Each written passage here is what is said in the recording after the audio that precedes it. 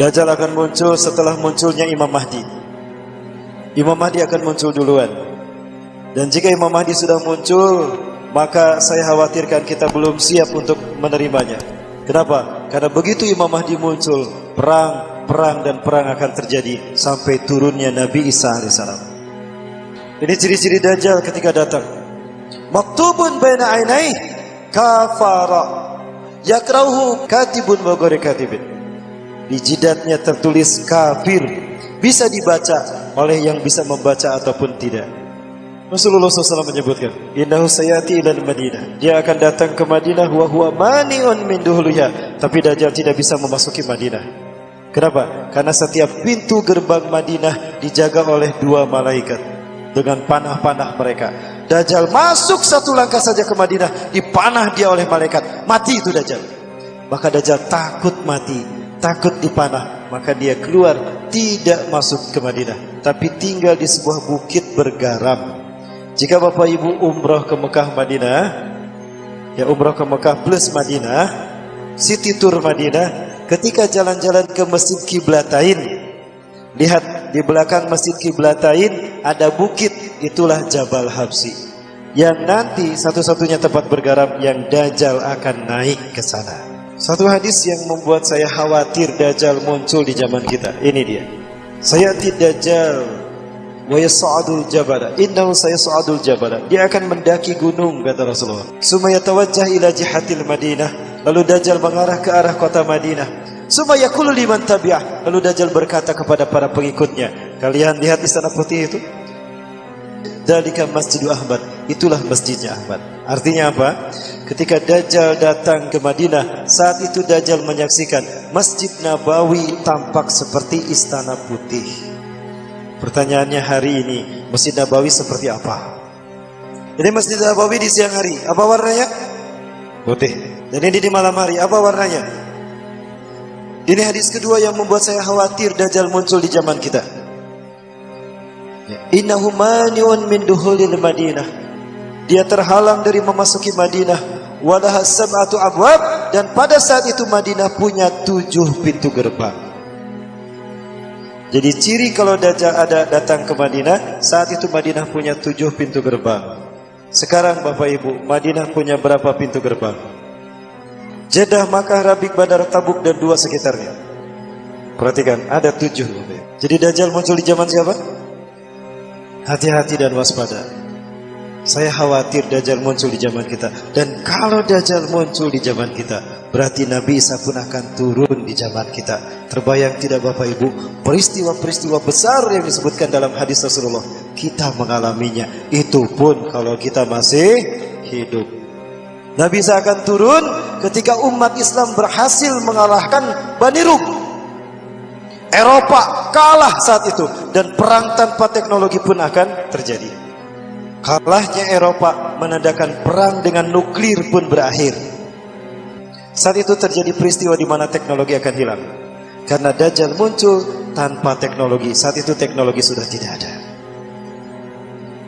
Saat itu umat Islam akan sholat subuh berjamaah. Wa imamukum minkum. Dan imam kalian adalah dari kalangan kalian sendiri, Imam Mahdi. Wa huwa yusawwu sufufakum. Dan beliau meluruskan saf sholat kalian. Istawu sufufakum. Tarasu atarimu. Luruskan, dapatkan saf kalian. Falamma yuzawwu sufufakum, tatkala Imam Mahdi sedang meluruskan saf salat kita, fanazala Isa bin Maryam ala janahain malakain indal manatir bin manatir balida syarqiyah di Masra. Turun Nabi sallallahu alaihi wasallam memegang sayap 2 malaikat. Di sisi Menara Putih di Damaskus Timur. Satu-satunya masjid di Damaskus Timur yang punya Menara Putih cuma Masjid Umawi di Aleppo. Setelah Nabi Isa turun, Imam Mahdi mempersilakannya. Ta'al ya Nabi Allah, salli lana. Mari Nabi Allah, imami kami salat. Imam Mahdi mundur. Ternyata Nabi Isa alaihissalam menolak untuk menjadi imam. Dan memang Nabi Isa tidak akan menjadi imam untuk kita pada saat itu, jika Imam Mahdi masih hidup. Maka Imam Mahdi didorong, la taqaddam hadhihi ukimaslak. Didorong Imam Mahdi oleh Nabi Isa, kamu ke depan. Hadhihi ukimaslak, salat ini dikumandangkan untukmu. Tukramatul ala hadil ummah, kemuliaan yang Allah berikan pada umat ini. Maka salat subuh pun dimulai. Nabi Isa makmum di belakang Imam Mahdi. Subhanallah, Nabi makmum di belakang Imam Mahdi. Betapa mulianya orang yang mengamalkan sunnah di akhir zaman. Nabi saja makmum. Pelajari Quran surat Ali Imran ayat 8182. Itu alasan kenapa Nabi Isa menolak untuk menjadi imam salat. Selesai salat berjamaah subuh, Nabi SAW bersabda, "Iftahil bab," buka pintu masjid itu. Maka ketika pintu masjid itu dibuka, tampaklah Dajjal dengan 70.000 Yahudi Isfahan Iran menggunakan jubah Persia berwarna hijau. Begitu pintu terbuka, Rasulullah SAW mengatakan, harumnya napas Nabi Isa akan tercium sejauh mata memandang, dan jika orang kafir menciumnya, mati mereka seketika. Langsung itu harumnya tubuh Nabi Isa saat hantam 70.000 pasukan tadi. Pasukan depannya mati seketika. Sisanya lari tunggang langgang. Yang tersisa masih hidup, lari tunggang langgang, dikejar sama kaum muslimin. Walau yahtabi umar syajar wahajar, walaupun mereka bersembunyi di balik batu dan pohon berkata, "Ya muslim, ya mu'min, tal filoih yahud uqtulhu." Sini mu'min muslim, di belakangku ada orang Yahudi, sini bunuh dia. Illa gorkod, kecuali pohon gorkod. Fa innaha syajaratul yahud, karena gorkod adalah pohon Yahudi. Adapun Dajjal begitu menyaksikan Nabi Isa ada di dalam masjid, merinding dia, mencair keringatnya. Rasulullah SAW mengatakan, "Lau yasruku lamatu binafsi." Andaikan Nabi Isa membiarkan Dajjal, dilihat aja begini sama Nabi Isa, mati itu Dajjal. Tapi Allah berkehendak Dajjal mati di tangan Nabi Isa. Dikejar Dajjal sama Nabi Isa. Kemanapun Dajjal pergi, Nabi Isa selalu ada di depan. Pasrah dia, terdamparlah di pintu Lut.